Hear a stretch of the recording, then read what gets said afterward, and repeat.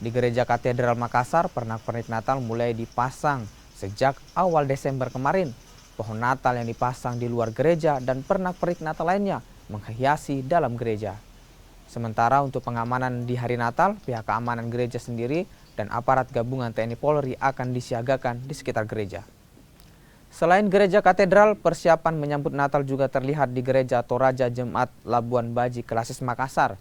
Ibadah Natal rencananya akan dilakukan lebih awal pada 20 Desember 2022. Tema Natal tahun ini yakni kembali dengan jalan lain, dengan subtema maka pulanglah mereka ke negerinya melalui jalan lain. Ya, kami Gereja Toraja Jemaat Labuan Baji yang ada di Klasis Makassar di sini, ujung pandang bagian selatan, merayakan Natal sebagai jemaat. Perayaan itu jatuhnya pada tanggal 20 Desember 2022 jam 18 sore.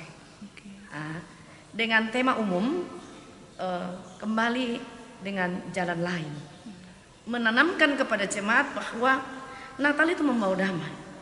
Berbicara tentang keamanan, iya memang sudah komunikasikan dengan lingkungan setempat, lurah, kemudian Babinsal dan yang lain yang berkompeten itu nanti ada yang bertugas sesuai dengan yang ditugaskan dari aparat di lingkungan atau polsek, itu kami sambut dengan baik.